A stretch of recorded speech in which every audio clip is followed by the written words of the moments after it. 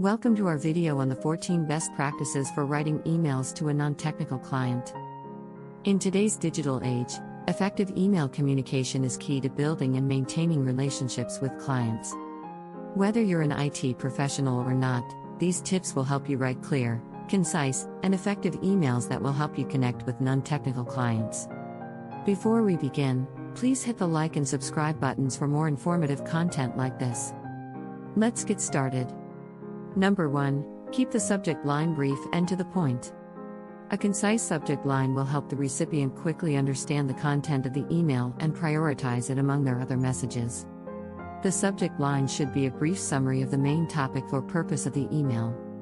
Avoid using overly long or vague subject lines like "just wanted to check in" or "regarding our previous conversation," as they do not provide any specific information about the email's content. Wrong subject line: "Hi, just wanted to check in." Correct subject line: "Project update, questions about timeline." Instead of using a general subject line like "questions about the last task," use a more specific subject line like "questions about the chatbot implementation." This way the recipient knows exactly what to expect when they open the email. Also, avoid using vague or generic subject lines like "follow-up" or "inquiry," as they don't give any context or information about the content of the email. Wrong subject line: "inquiry."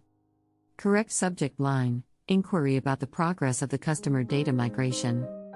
By keeping the subject line specific and clear, you will be able to help the recipient quickly prioritize it among other messages. This can help increase the chances of your email being read and addressed in a timely manner.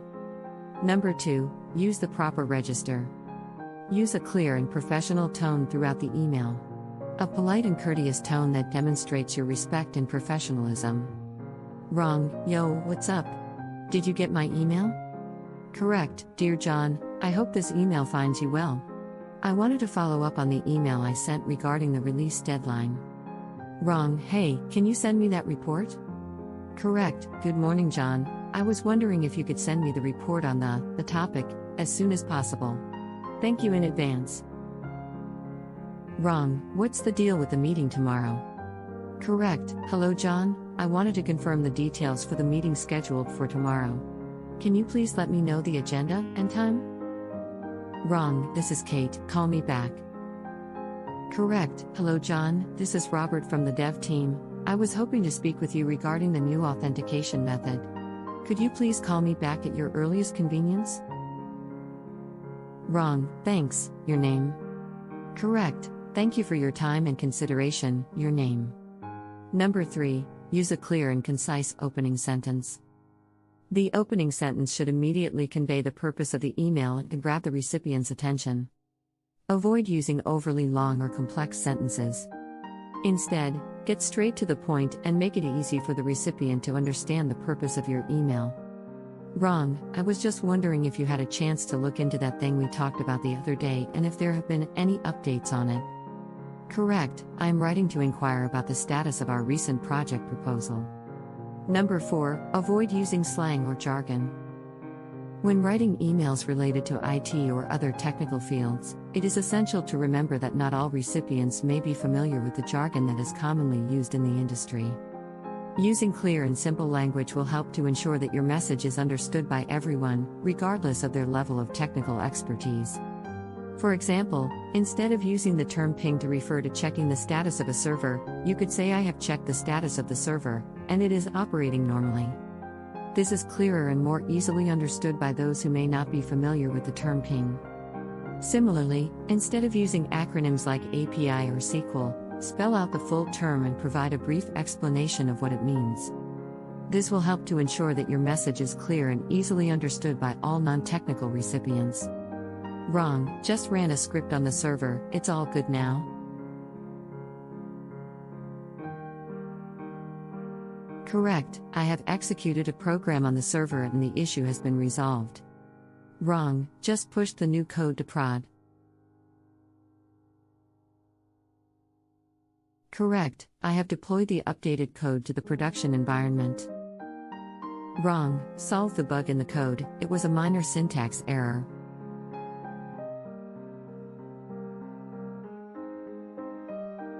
Correct, I have fixed the error in the code, it was caused by a small mistake in the written instructions. Number 5. Use a polite and courteous tone. Use a professional and respectful tone throughout the email. Avoid using aggressive language or making demands. Instead, use polite and courteous language to convey your message. This shows that you are respectful of the recipient's time and efforts and helps to build a positive working relationship. Wrong, what's the holdup? I need this ASAP. Correct, I hope all is well. I was wondering if there has been any progress on the project, and when we might expect it to be completed. Also, avoid using phrases like "you're not doing your job" or "why is this taking so long?" as it can come across as accusatory and aggressive. Instead, use more polite and neutral language to express your concerns. For example, instead of using "you're not doing your job," use "I was wondering if there is any way we can work together to resolve this issue." By using a polite and courteous tone, you will be able to communicate your message effectively and build a positive working relationship with the recipient. Number 6. Keep the email brief and to the point. Avoid providing unnecessary information or going off on tangents. Stick to the main purpose of the email and be concise. The recipient's time is valuable and they may have a lot of emails to read, so it's important to be efficient in your communication. Irrelevant information does not pertain to the main purpose of the email. This can make it difficult for the recipient to understand the main point of the email and can also waste their time. Instead, stick to the main point of the email and provide only the necessary information. Wrong, I wanted to remind you about the meeting next week and also tell you about my vacation plans. Correct, I wanted to remind you about the meeting next week. Number 7. Use a precise and professional closing. Use a closing such as "thank you for your time" or "best regards" to end the email on a polite and professional note. Wrong later.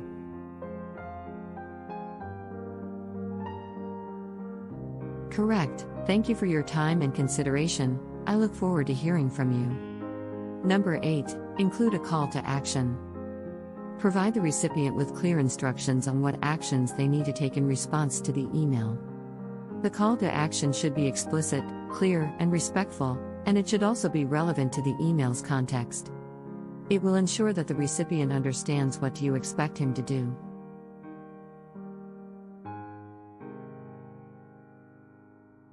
Wrong, I will send you the documents shortly.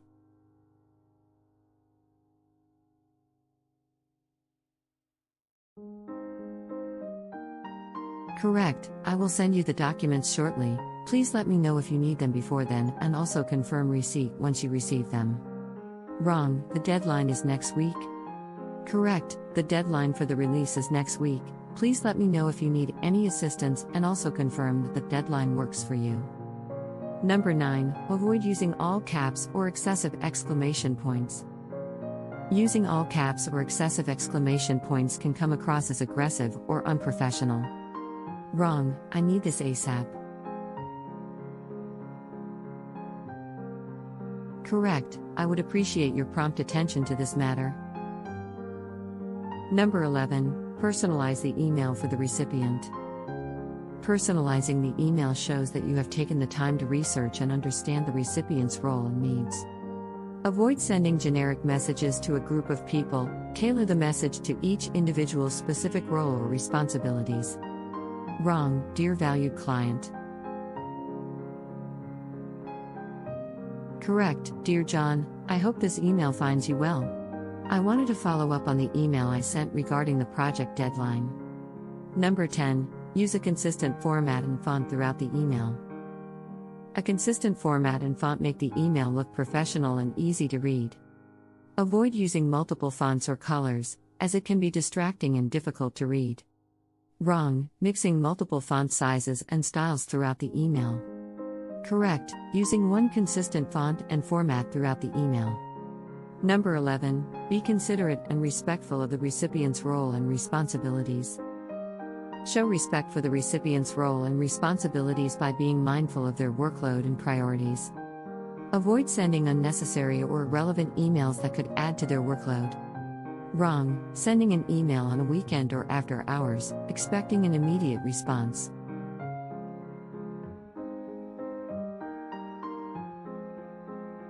Correct, sending the email during their regular business hours. Number 12, follow up if a response is not received in a timely manner. If you have not received a response within a reasonable amount of time, it is appropriate to follow up with a polite reminder. Wrong, sending multiple follow-up emails in a short period of time.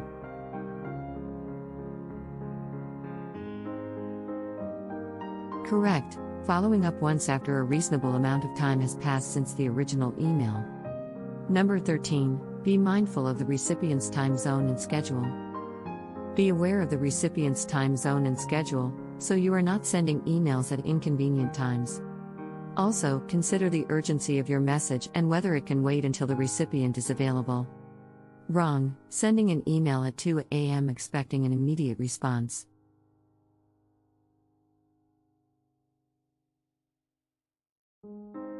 Correct, checking the recipient's time zone and schedule and sending the email during their regular business hours. Number 14, be aware of the tone and context of your email. Be mindful of the context of your email, as it can be difficult to convey tone and intent in written communication. Think about how the recipient might interpret what you are saying and adjust your language accordingly.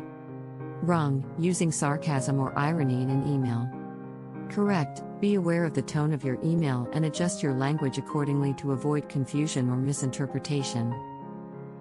Wrong, using a dismissive or curt tone in an email when requesting something from someone. Correct, use a polite and respectful tone when requesting something from someone in an email. Wrong, sending an email when angry or emotional. Correct, take a moment to cool down before sending an email, especially when addressing a sensitive or difficult subject. Wrong, I can't believe you haven't finished that project yet. What's taking you so long? Are you just lazy or something? Correct, I was wondering if you could give me an update on the project's progress, and if there are any challenges you're facing that I can help with.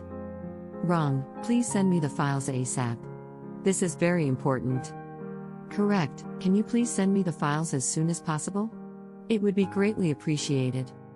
Wrong, I can't believe you did that. You're so incompetent. Correct, I'm disappointed in the outcome of the situation. Can we discuss how we can avoid this happening again in the future? Overall, it's important to adjust your language to the context to avoid confusion or misinterpretation.